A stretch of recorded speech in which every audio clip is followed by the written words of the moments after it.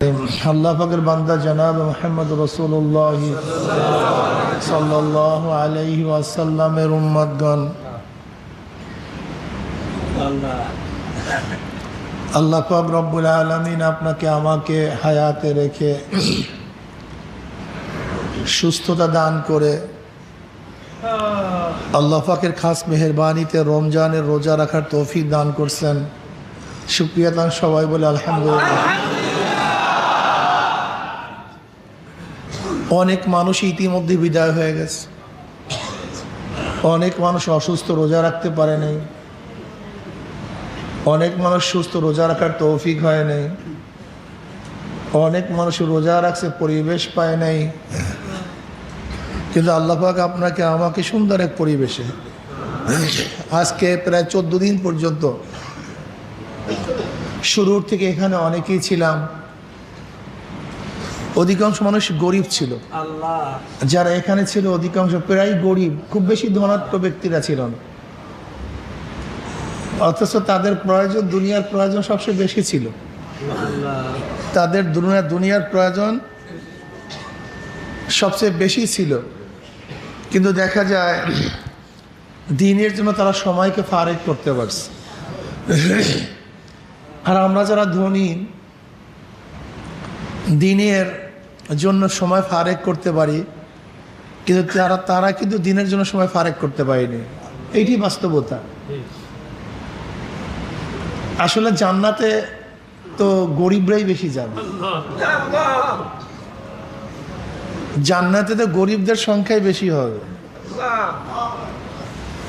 নবী আলাইহিস সালাতু ওয়াস সালাম ফরমান, আল্লাহ তুমি আমাকে দুনিয়াতে গরিবদের সাথে রাখিও, গরিবদের সাথে মৃত্যু দিও, গরিবদের সাথে হাসর করি। আর ইসলামের যুগেও গরিবরাই ইসলাম বেশি কবুল করছে ধনট্টতার তুলনায়। সাধারণ মানুষ ইসলামে দীক্ষিত বেশি হয়েছে জ্ঞানীদের তুলনায়।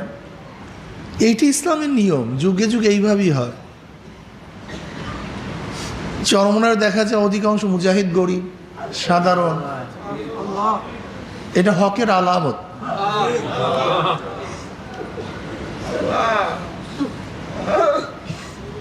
চরমনাই কি এ বিষয়ে তো কম বেশি আপনারা সবাই যারা পুরাণ আছেন সবাই জানেন। চরমনাই একটা দাওয়াতি কাফেলা, দাওয়াতি কাফেলা। আমাদের শায়খ মোর্শেদ নব্বরাল্লাহু মারকাদাহুমরা বারবার বলছেন, ইসলামের যতগুলি দিক আছে সব দিক নিয়ে আলোচনা করা, সব দিকের উপর চলার নামই চরমনাই। চরমনাই নতুন কোনো ধর্মের নাম না, নতুন কোনো দিনের নাম না, বরং জনাব মুহাম্মদ রাসূলুল্লাহ সাল্লাল্লাহু আলাইহি ওয়াসাল্লাম যেই দিন নিয়ে আসছেন, যে ইসলাম নিয়ে আসছেন, সেই ইসলামের উপরে, দিনের উপরে পরিপূর্ণ থাকার নাম চরমনাই। স্পষ্ট আমাদের কথা, স্পষ্ট বক্তব্য যে শরিয়াতের সাথে যেখানে সাংঘর্ষিক হবে সেখানে আমরা শরিয়াতকে প্রাধান্য দেব, আমাদের মত এবং পথকে প্রত্যাখ্যান করব। এটা সবসময় মনে রাখতে হবে। শরিয়াতের সাথে আমাদের মত, আমাদের পথ, আমাদের আদর্শ যদি সাংঘর্ষিক হয়, কোনটা থাকবে? সবাই বলেন, আমরা শরিয়াতকে প্রাধান্য দেব, শরিয়াতকে রাখবো। আমার পথ, আমার মত, আমার ধ্যান, আমার ধারণাকে ধ্বংস করে দেব, প্রত্যাখ্যান করব। এর নামই ইসলাম, এর নামই দিন। উদখুলু ফিস সিলমি কাফা। নবী আলাইহিস সালাতু ওয়াস সালামের শরিয়াতের মধ্যে মৌলিক 4টা দিক ছিল। কয়টা? 4টা মৌলিক: দাওয়াত, তালিম, তাজকিয়া, জিহাদ। সমস্ত নবীগণ একজন দায়ী, সমস্ত নবীগণ দায়ী। নবীরা আসছে সাধারণ মানুষকে দাওয়াত দিয়ে দ্বীনের পথে, ইসলামের পথে আনার জন্যই তারা দুনিয়াতে আসছেন।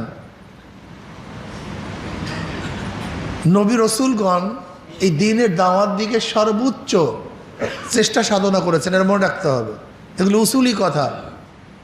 সবচেয়ে বেশি চেষ্টা সাধনা দ্বীনের জন্য কারা করছেন? নবী রসুলগণ। সবচেয়ে তারা বেশি ত্যাগী ছিলেন, সবচেয়ে বেশি ত্যাগ করছেন, এবং পরীক্ষাও নবী রসুলগণের উপরে সবচেয়ে বেশি আসছে।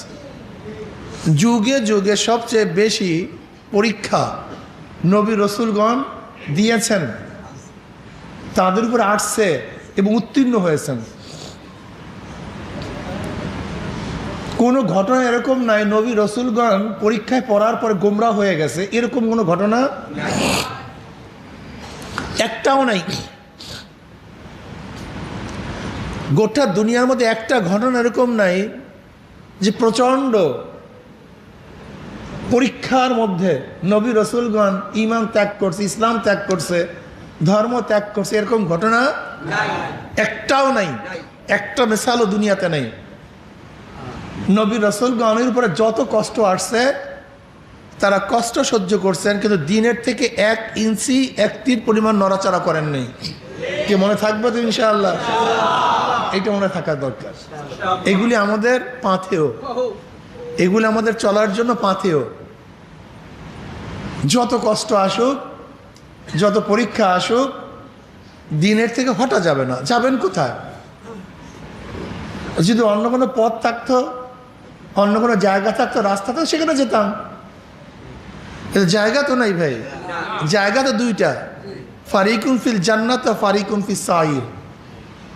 হয়তো জান্নাত অথবা জাহান্নাম, এর বাহিরে ব্যাস এইটা মাথার মধ্যে রাখেন। যদি আজকে আমি কষ্ট, দুর্ভোগ, পরীক্ষার মধ্যে অন্য পথ ধরে নাজাত পাইতাম, সুযোগ ছিল, কিন্তু নাজাতের কোনো সুযোগ কিন্তু এখানেই থাকতে হবে, এখানেই থাকতে হবে। এটা মাথার মধ্যে রাখেন। যত পরীক্ষা আসুক, যত কিছু আসুক না কেন, দিনের থেকে 1 ইঞ্চি 1 চুল পরিমাণ মারা যাব, সব কিছু হয়ে যাবে, কিন্তু দিনের থেকে 1 ইঞ্চি 1 চুল 1 তিল পরিমাণ নড়া, এটা এটা এটা ভালো মতো রাখেন, বদ্ধমূল করেন। নবী রসুলগণ দাওয়াত দিতে গিয়ে কষ্টসাধ্য কষ্ট সাধনা করেছেন। এমন কোনো কষ্ট নাই যেই কষ্ট করেন নাই, এমন কোনো ত্যাগ নাই যেই ত্যাগ করেন নেই। আপনাকে আমাকে দাওয়াত দিতে গিয়ে সর্বোচ্চ ত্যাগ করতে হবে। দাওয়াত, উদু ইলা সাবিলি রাব্বিক, উদু ডাকো, উদু আমর, আমর আসল উজুব, অবশ্যই তোমাকে ডাকতে হবে। আপনাকে আল্লাহ পাক রব্বুল আলামিন দ্বীনের দিকে, ইসলামের দিকে ডাকার আদেশ করেছেন। কাজী কেউ আপনাকে দ্বীনের দিকে ডাকার দাওয়াত দেও অথবা নাই দেও, এতে কিছু আসে যায় না। খোদ আল্লাহ পাক নিজে বলেন উদু, ডাকো। আমাদের প্রত্যেকের কাজ কি? দাওয়াত দেয়া। এটা আমাদের প্রত্যেকের কাজ, প্রত্যেকের কাজ। আমি বুঝি না আগেকার জমানায়, আগেকার মুজাহিদ মুরিদদের মধ্যে দাওয়াতের যে পেরেশানি ছিল, যে আকর্ষণ ছিল, এখন দেখতেছি সে আকর্ষণ, সে পেরেশানি নাই। এর কারণটা কি? তার মানে আমাদের ইমানের মধ্যে দুর্বলতা চলে আসছে, দ্বীনের মধ্যে ত্রুটি চলে আসছে। আগের মুজাহিদরা একজন নতুন ভাইকে তরিকাবন্দি করার জন্য, নামাজ পড়াবার জন্য, দ্বীনের পথে আনার জন্য যে চেষ্টা করত, যে সাধনা করত, আহারে গরুর ঘাস কেটে দিত, গরু মারত, নিজের অর্থ দিয়ে তাকে চরমরায় নিয়ে আসতো, কামলা খাটতো দ্বীনের দাওয়াত দিতে গিয়ে। এরকম হাজারো ইতিহাস আছে। কিন্তু আজকে দেখা যায় চরমনে মুজাহিদরা মাহফিলে আসে, আমরা তো মফস্বলে মাহফিলগুলিতে যাই, নিজে নিজে আস। তুমি একা আসছো কেন? তোমার কি দায়িত্ব ছিল? কু আনফুসাকুম আহলিকুম নারা, তুমি নিজে বাঁচো, আর একজনকে বাঁচাও। তুমি নিজে আসছো, তোমার ছেলেকেও নিয়ে আসো নাই। তুমি নিজে আসছো, তোমার বাবাকে নিয়ে আসতে পারো নাই, তুমি নিজে আসছো, তোমার ভাইকে নিয়ে আসতে পারো নাই, এই মাথার মধ্যেই নাই, এইটা মাথার মধ্যেই নাই যে আমি একা যাব কেন, ওই যে বেনমাজি ভাই আছে তাকে নিয়ে যায়, আজকে মাহফিলে নিয়ে যাই, হয়তো আমি দাওয়াত দিয়ে বুঝাতে পারি না, হুজুর আসবেন, ওখানে আল্লাহওয়ালারা আসবেন, জাকিরিনরা আসবেন, দিনের মাহওয়াল তৈরি হবে, নিয়ে যাই না, হতে পারে আল্লাহ পাক কবুল করতে পারে, কিন্তু না, এই পেরেশানি আপনার মধ্যে আমার মধ্যে নেই। আপনি কি একদিনও খেয়াল করছেন মক্কা মদিনা আমার দিকে কত দূর? হাজার হাজার মাইল দূরে। তৎকালীন সময় টেলিফোন, ট্যালেক্স, ফ্যাক্স কিছুই ছিল না। আজকে আমরা সাগরের পারে, এখানে দাওয়াত পেলাম কিভাবে? কিভাবে আসছে দাওয়াত? কিভাবে কলেমার দাওয়াত পেয়েছেন? কিভাবে নামাজ শিখছেন? একজনই চিন্তা করছেন, নবী তো এদেশে আসেন নাই, আমার নবী আলাইহিস সালাম বাংলাদেশে তো আসেন নাই, কিন্তু দাওয়াত পেলাম কিভাবে? ওই যে নবীর উত্তরসূরিরা, সাগরেদেরা, তারা কার্পণ্য করে নেই, তারা কিন্তু কার্পণ্য করে নাই, তারা দাওয়াত নিয়ে গোটা দুনিয়ার মধ্যে ছড়াইয়া পড়ছেন। কাজে দাওয়াতের মেজাজ থাকা চাই প্রত্যেকটা মুজাহিদের, চরমনার সাথে যারা সম্পৃক্ত, দাওয়াতের মেজাজ যেটা বলতেছিলাম, দাওয়াত আগেকার দেখছি যে মফাসসালে মাহফিলগুলিতে, যেখানে একটা মুজাহিদ একটা গ্রামে, সেখান থেকে প্রচুর লোক নিয়ে আসছে, এসে দেখা করে, হুজুর এই আমি এলাকা থেকে এত লোক নিয়ে আসছি, সুন্দর সিরিয়াল দেয়, দেখা করে নতুন নতুন হুজুর দোয়া করেন, তার মানে তার মেজাজ ছিল দাওয়াত। আর এখন দেখি শুধু ওই নতুন লোকগুলি আসে, মানে পুরান লোকগুলি, নতুন লোকগুলি নিয়ে আসে না, একাই আসে, অন্য কাউকে নিয়ে আসতে পারে না। বলতেন হুজুর দাওয়াতে কাজ হয় না, আসে না, তার মানে তোমার মধ্যে চেতনা নাই, আগুন লাগে না তোমার কলমে, তোমার মধ্যে সেই ব্যথা সৃষ্টি হয় না। তোমার মধ্যে ব্যথা সৃষ্টি হবে আর তোমার দাওয়াতে কাজ হবে না, এটা হতে পারে না, এটা হতে পারে না, এটা হতেই পারে না, এটা মহল। তোমার মধ্যে একজনের হেদায়েতের জন্য ব্যথা সৃষ্টি হবে আর তোমার দাওয়াতে তার মধ্যে কোনো আসর করবে না, এটা হতে পারে না। যদি তাই হইতো তাহলে মক্কা নগরীর একজন ইসলাম গ্রহণ করতো না, কারণ চরম বিরোধী ছিল নবী আলাইহিস সালাতু ওয়াস সালামের, চরম জানের শত্রু ছিল। কিন্তু নবী আলাইহিস সালাতু ওয়াস সালাম মনের ব্যথা নিয়ে দাওয়াত দিয়েছেন, কবুল করছে। আজকে আপনার আমার মনের মধ্যে ব্যথা নেই, আজকে মানুষ গুমরাহ হয়ে যেতেছে। বর্তমান যুগ তো মনে করি অনেক কঠিন যুগ, অনেক কঠিন, যে কঠিনের শেষ নাই, যেই কঠিনের সীমা নাই। আগে ছিল মুমিন কাফের, আর এখন এই জমানায় কত যে পথ, কত মত, এর কোনো শেষ নেই, কোনো সীমা নাই। এই জন্য দাওয়াত কি দেবেন তো ইনশাআল্লাহ, দাওয়াত মাথার মধ্যে রাখেন। ফায়দাটা কি? আদাল্লু আলা খায়রিন কাফাইলিহি। আপনার দাওয়াতের মাধ্যমে যদি কোনো ব্যক্তি নামাজ পড়ে, ওই ব্যক্তি যত নামাজ পড়বে দায়ের আমল নামায় আল্লাহ পাক রব্বুল আলামিন ওই পরিমাণে নেক লিখে দেবেন।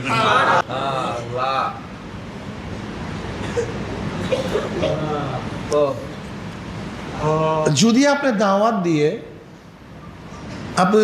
দিয়ে একজনকে নামাজ পড়াতে পারেন, ওই নামাজি যত নামাজ পড়বে আল্লাহ পাক ওই পরিমাণে নেক দায়ের আমল নামায় লিখে দেবেন। সবাই বলে সুবহানাল্লাহ। আচ্ছা, আপনি একা কত রাকাত নামাজ পড়বেন বলেন তো? কয়টা রোজা রাখবেন? আচ্ছা, রমজান মাসে আপনি কয়টা রোজা রাখতে পারবেন? এর বেশি পারবেন? এর বেশি পারার তো সম্ভাবনাই নেই। কিন্তু আপনি যদি দাওয়াত দিয়ে কোনো ব্যক্তিকে রোজা রাখাতে পারেন, যদি 100 জনকে রোজা রাখাতে পারেন, ওই 100 জনের রোজা সওয়াব আল্লাহ পাক আপনার আমল নামায় লিখে দেবেন। যদি 500 জনকে রোজা রাখাতে পারেন, জনেন বলেন, যদি 1000, 1 লক্ষ, তার মানে এর চেয়ে বড় আমল কিভাবে করবেন আমাকে বলুন। লা ইয়ানকুসু যালিকা মিন উজুরিহিম শাইয়্যা। কিন্তু মনে রাখতে হবে, যে ব্যক্তি ইবাদত করবে তার আমল থেকে, তার নেকের থেকে কর্তন করিয়া দায়ের আমল নামা লিখবেন না, বরং স্পেশাল বরাদ্দ। এমন না যে যে ব্যক্তি নামাজ পড়বে তার আমল থেকে কর্তন করে আল্লাহ পাক দায়ের আমল নামায় নেক লিখে দেন, ব্যাপারটা এরকম না। বরং যে ব্যক্তি নামাজ পড়বে, রোজা রাখবে, ইবাদত করবে, তার নেক ঠিকই থাকবে। এটা স্পেশাল বরাদ্দ, স্পেশাল। আচ্ছা বলেন তো, এর চেয়ে নেকি কামাই করা আর কোনো পদ্ধতি আছে দুনিয়াতে? সুন্দর সুন্দর পদ্ধতি? হ্যাঁ, বাস মাথার মধ্যে নেন, আমি যত ব্যক্তিকে দাওয়াত দিয়ে দিনের কাজ করতে পারবো, ওই ব্যক্তি, শুধু ওই ব্যক্তি না, শুধু ওই ব্যক্তি না, ওই ব্যক্তি দাওয়াত দিয়ে যদি আরেকজনকে নামাজ পড়ায়, সেই ব্যক্তি দাওয়াত দিয়ে আরেকজনকে নামাজ পড়ায়, সেই ব্যক্তি দাওয়াত দিয়ে আরেকজনকে নামাজ পড়ায়, সেই ব্যক্তিকে দাওয়াত দিয়ে আরেকজনকে, হাত্তা কিয়ামত পর্যন্ত, হাত্তাকে কিয়ামত পর্যন্ত যে এই দাওয়াতি কাজ চলতে থাকে। প্রথম যেই ব্যক্তির দাওয়াতে এই কাজ শুরু হয়েছে, আল্লাহ পাক এই গোটা কিয়ামত পর্যন্ত সমস্ত নেক ওই প্রথম দায়ের আমল নামায় লিখে দিবেন।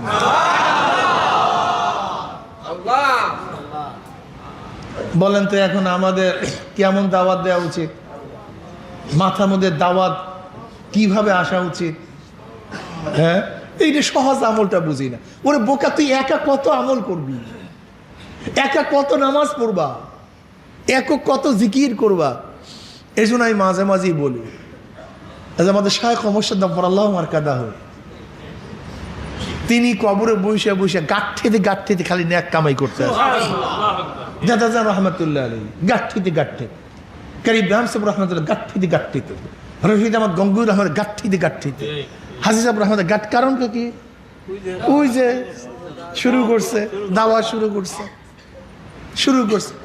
এইভাবে জনাব মুহাম্মদ রাসূলুল্লাহ সাল্লাল্লাহু আলাইহি ওয়াসাল্লাম সমস্ত নবীদের মধ্যে সবচেয়ে বেশি নেক নিয়ে উঠবেন। আল্লাহ, কারণটা কি? ওই যে দাওয়াত দিছে, তার দাওয়াতের মাধ্যমে যত মানুষ হেদায়েত পাইছে, সমস্ত নেকের একটা পার্সেন্টেজ কি পাবে?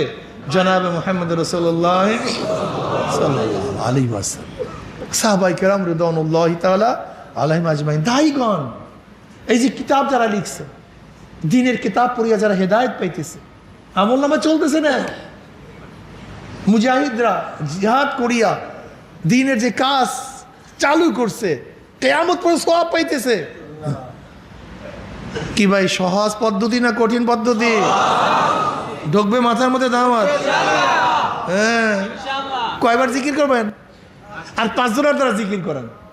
আপনি একা কত জিকির করবেন বলেন? কত জিকির করবেন? আপনার শ্বাস নিঃশ্বাসের বেশি জিকির করতে পারবেন না। আপনার যতবার শ্বাস নিঃশ্বাস প্রবাহিত হয়, এর চেয়ে তো বেশি পারবেন না।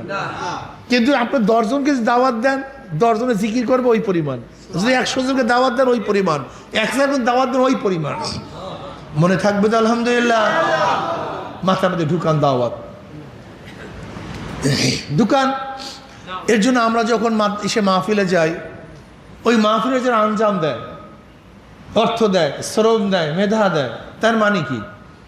এই মাহফিল আঞ্জাম দেওয়ার পরে এই মাহফিলে যত মানুষ হেদায়েত হবে, ওই যারা সংশ্লিষ্ট ছিল, অর্থ দিছে, মেধা দিছে, বুদ্ধি দিছে, জায়গা দিছে, শ্রম দিছে, দাওয়াত দিয়ে নিয়ে আসছে, প্রত্যেকের আমল নামায় নেক হবে কি হবে না? সহজ কথা, এটা দাওয়াতের পদ্ধতি।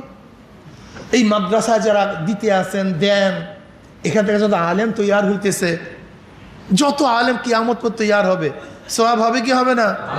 সব হতে থাকবে। আমি কথা বুঝাতে পারিনি? আমি কথাটা বুঝাতে পারছি?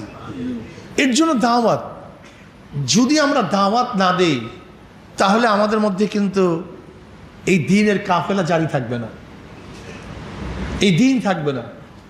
আর বর্তমানে আমি মনে করি হকপন্থীদের দাওয়াত দেওয়ার গুরুত্ব সবচেয়ে বেশি হওয়া উচিত। কেননা মডারেট আধুনিক ইসলামরা সবচেয়ে ধ্বংস করে ফেলছে। আধুনিক ইসলাম, মডারেট ইসলাম সব কিছু ধ্বংস করে ফেলতেছে।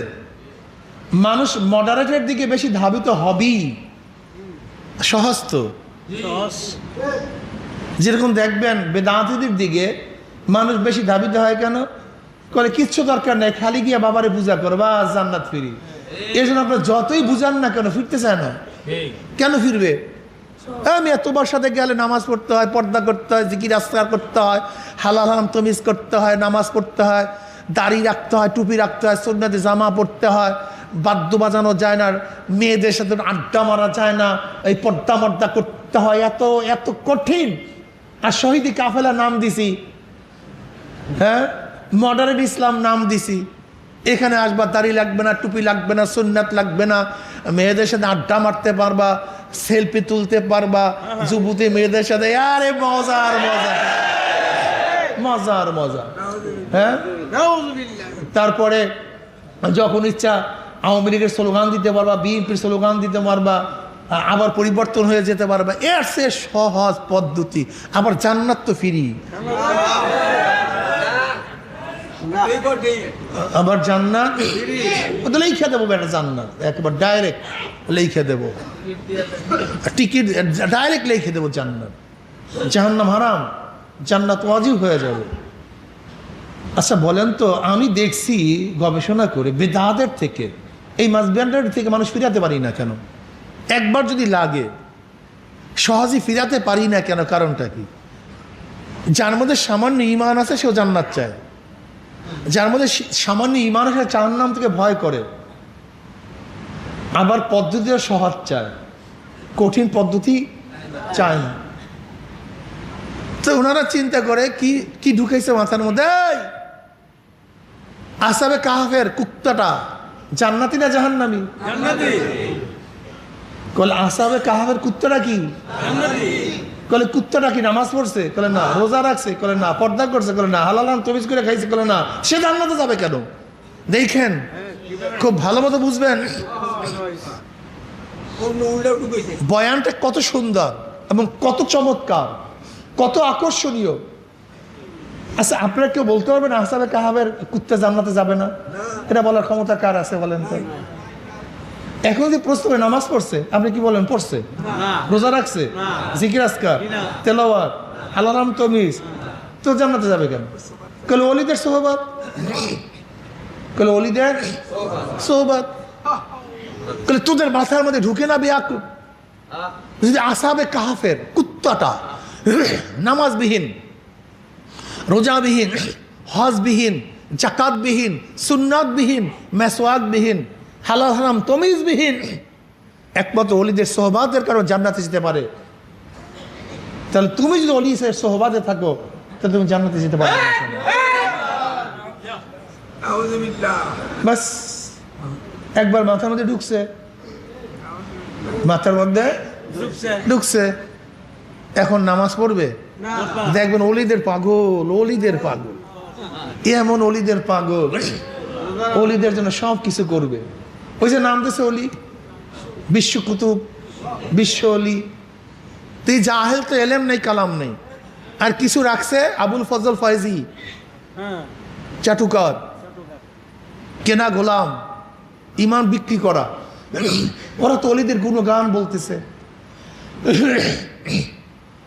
কিচ্ছু দরকার নেই তো নামাজ রোজা, কিচ্ছু দরকার নাই, খালি অলির সোহবাতে থাক, ভক্তি কর, শ্রদ্ধা কর। যদি আসহাবে কাহফের কুত্তাটা জান্নাতে যেতে পারে, তাহলে তুই নিশ্চিত থাক তুই জান্নাতে যাবি।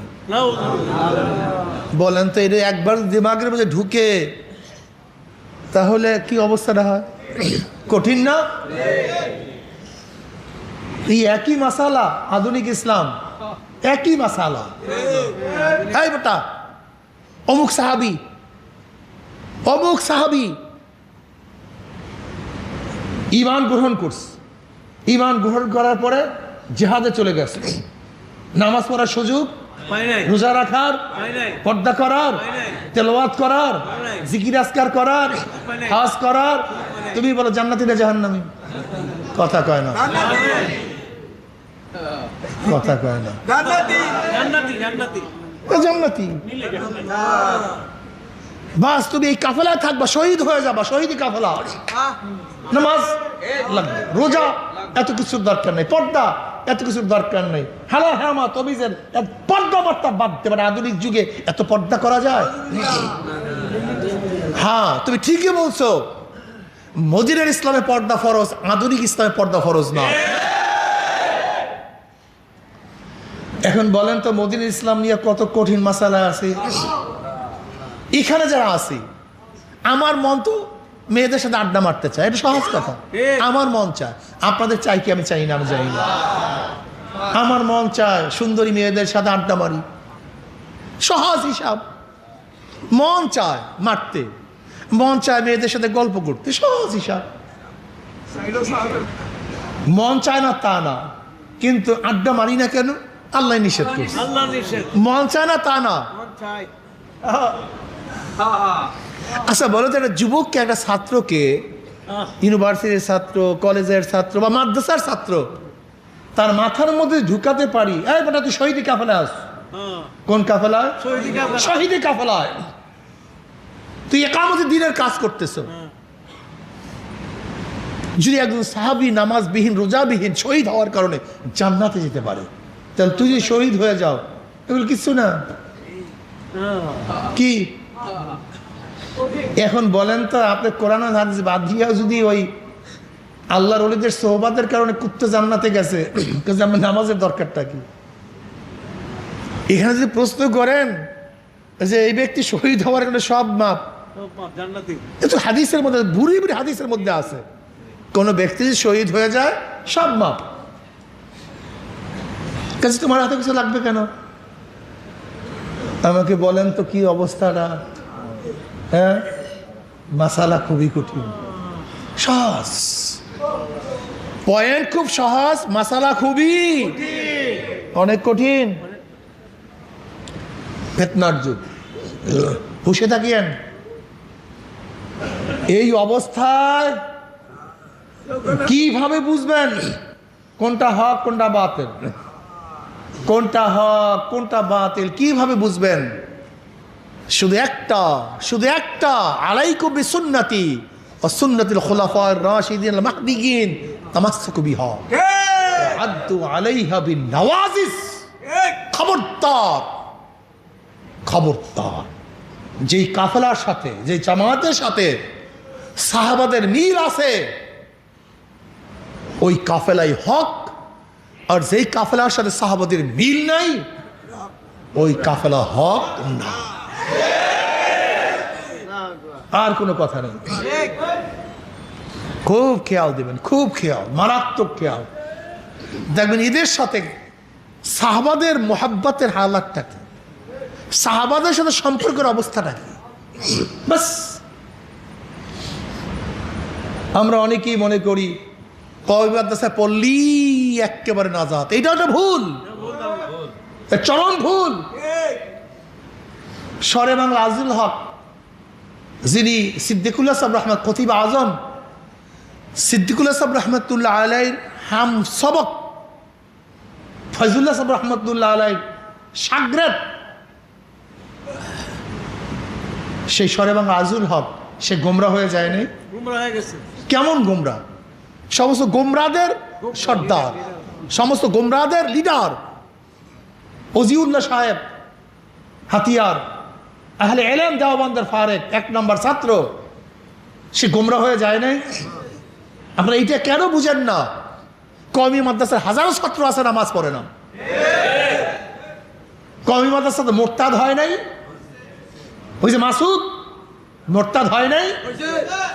কওমি মাদ্রাসার হাজারো ছাত্র চরম অপকর্মে লিপ্ত নাই? কাজে আপনি কিভাবে ভাবেন যে কওমি মাদ্রাসায় পড়লেই গোমরা হবে না? কিভাবে ভাবলেন? কওমি মাদ্রাসাকে গোমরা হইলেই আমরা আশ্চর্য হয়ে যাই? হ্যাঁ, কওমি মাদ্রাসার পড়লি আলেম হইলি। আপনি দেখেন না কওমি মাদ্রাসার অবস্থাটা কি হয়েছে? আলেমরা এই নির্বাচনের সময় মেয়েদের থেকে ফুল গ্রহণ করে নাই? হ্যাঁ, মেয়েদের সাথে বসে নাই। তার মানে কি কমিয়ে পড়লেই ফেরেশতা? এইটাই তো ভুল আমাদের মধ্যে। আমার স্কুল কলেজ ইউনিভার্সিটি হাজারো ছাত্র ভালো নাই, বুঝবেন কিভাবে কোন কাফেলা ভালো কোন কাফেলা খারাপ? চরমরায় মুজাহিদ হইলি সব ফেরেশতা, সব জান্নাতি? এর মধ্যে চোর নাই, ডাকাত নাই, 2 নাম্বার নাই, বে নাম্বার নাই, চরমরায় মুরিদ হইলি জান্নাতি? বুঝবেন কিভাবে কোন কাফেলা হক কোন কাফেলা বাতিল? এটা বোঝার উসুলটা কি? শোনেন, কওমিয়ায় পড়লি একেবারে জান্নাতি, একেবারে আলা হেদায়েত পেয়ে গেছে, ব্যাপারটা এরকম না। বরং আমরা মনে করি কওমিয়ার অধিকাংশ আলহামদুলিল্লাহ হেদায়েত প্রাপ্ত। এর জন্য জামাত অধিকাংশ ভালো, এই জামাত ভালো বুঝাতে পারি নাই। নবী আলাইহিস সালাত ও সাহাবাদের মধ্যেও নবীর সোহবাতে গিয়া কিছু মুনাফিক হয় নাই, কিছু মুরতাদ হয় নাই? তার মানেটা কি? কিছু মুরতাদ হবে না তা না, কিছু মুনাফিক হবে না তা না। অধিকাংশ নাজি, অধিকাংশ মুক্ত ঈশার আলহামদুলিল্লাহ মুক্তিপ্রাপ্ত, অধিকাংশ অধিকাংশ কাজে এই জামাত ভালো। এই জামাত কি কওমিয়ার অধিকাংশ আলহামদুলিল্লাহ আল্লাহ কবুল করেন, হেদায়েতের পথে আছেন, কাজে ভালো। মাঝখান থেকে কোনো সিটা হবে না, এই ধারণা ঠিক না। চরমরায় মুজাহিদ মধ্যে খারাপ মোটেও না, এটা ভুল। আমরা আশা করি অধিকাংশ ভালো, এর জন্য হক মনে করি।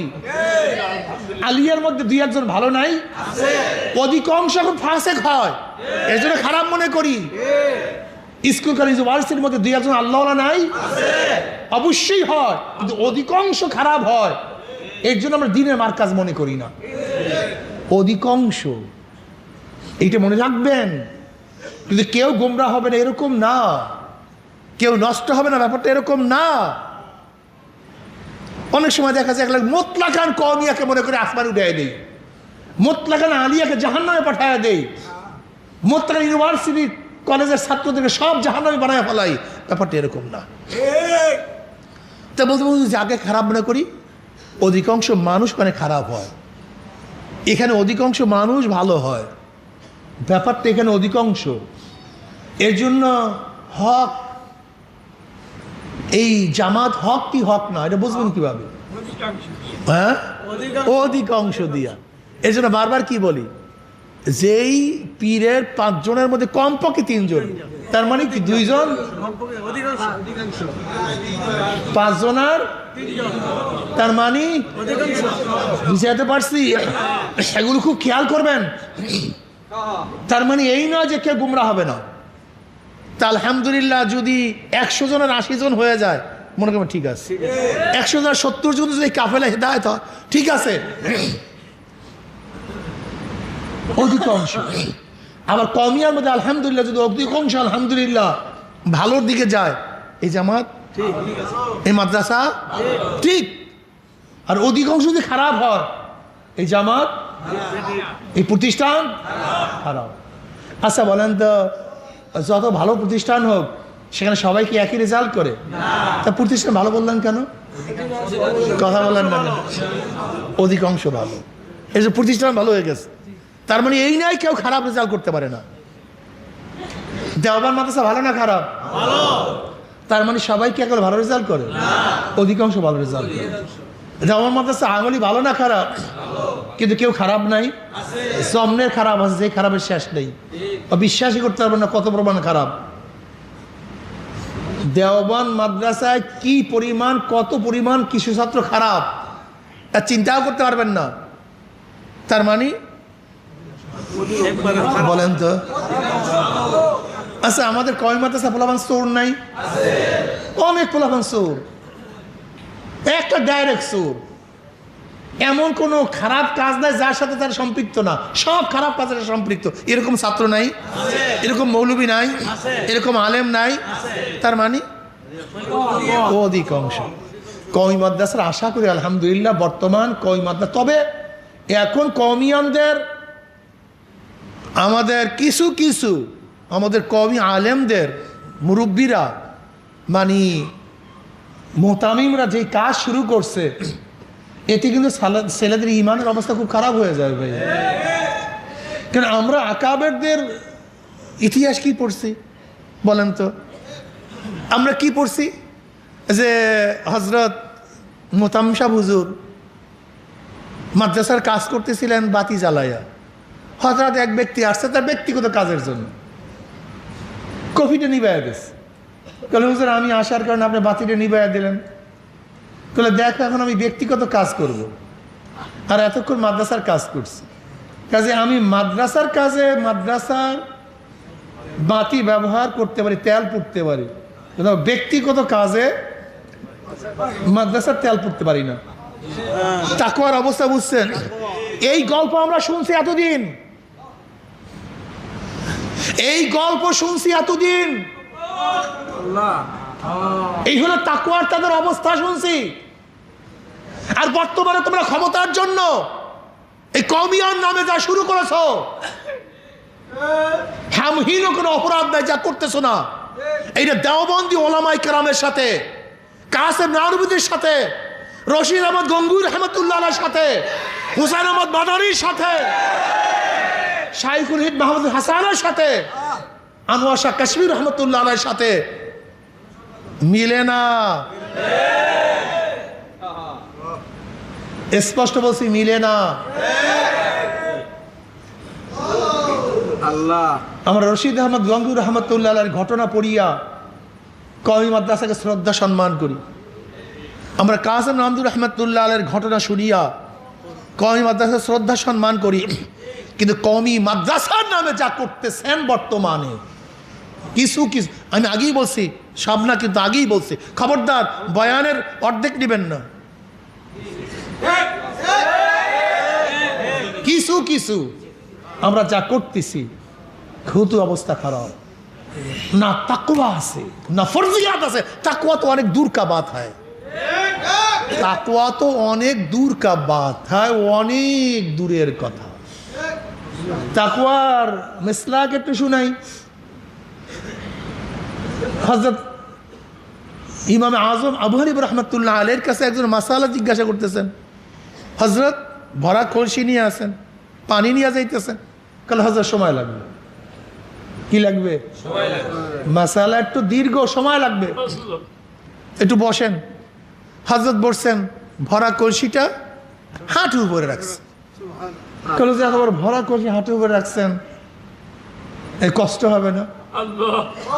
বলে ভাই আমি কার জমিতে ভরা কলসি রাখবো, যেহেতু কলসি ভিজা, অন্যের জমিনের মাটি আমার কলসির মধ্যে লাগবে যে কিয়ামতের ময়দানে।